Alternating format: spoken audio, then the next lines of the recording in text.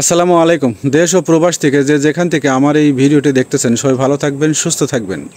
আজকে খুবই গুরুত্বপূর্ণ একটা নিউজ আপনাদের সাথে শেয়ার করতেছি। সেটা হলো যে একজন বিদেশি শ্রমিক নিয়োগের পরিবর্তে ৩ জন ইন্টার্ন দেশীয় নাগরিককে নিয়োগ দিতে হবে। অর্থাৎ যারা মালয়েশিয়ান প্রবাসী আসে এদের জন্য আসলে একটা বড় দুঃসংবাদ।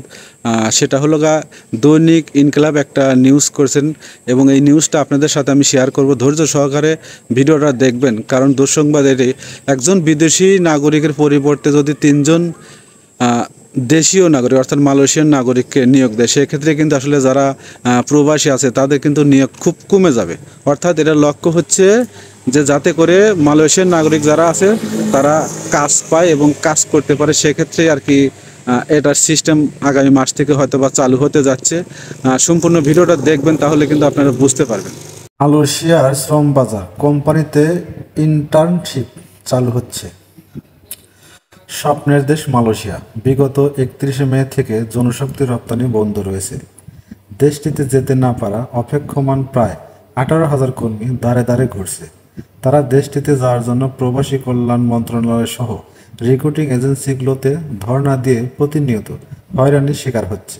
মালয়েশিয়ার বিভিন্ন সেক্টরে প্রায় 15 লাখ বাংলাদেশি কঠোর পরিশ্রম করে প্রচুর রেমিটেন্স দেশে পাঠাচ্ছে। দেশটিতে অবৈধ অভিবাসীদের ধরপাকড় অব্যাহত রয়েছে। অবৈধ বাংলাদেশি কর্মীদের মাঝে চরম আতঙ্ক বিরাজ করছে।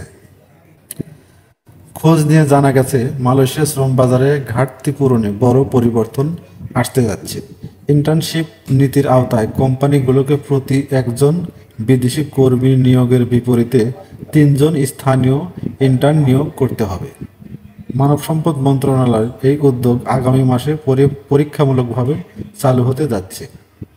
লক্ষ্য হচ্ছে বিদেশি শ্রমিকদের উপর নির্ভরতা কমানো এবং স্থানীয় তরুণদের কর্মসংস্থানের সুযোগ বৃদ্ধি করা।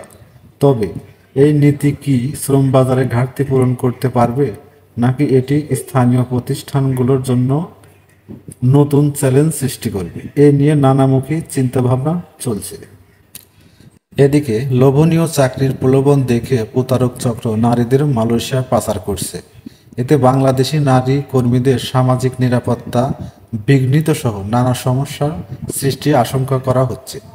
প্রতারক চক্রের ফাঁদে পড়ে নারী কর্মীরা যাতে দেশটিতে গিয়ে নানামুখী হয়রানি এবং নির্যাতনের শিকার না হন, সে ব্যাপারে কুয়ালালামপুরস্থ বাংলাদেশ হাইকমিশন নড়েচড়ে বসেছে। কাজের উদ্দেশ্যে ট্যুরিস্ট ভিসা অন্যান্য ভিসায় নারীদের মালয়েশিয়ায় নিয়ে গিয়ে বিভিন্ন চক্র প্রতারণা করছে বলে জানিয়েছে কুয়ালালামপুর বাংলাদেশ হাইকমিশন।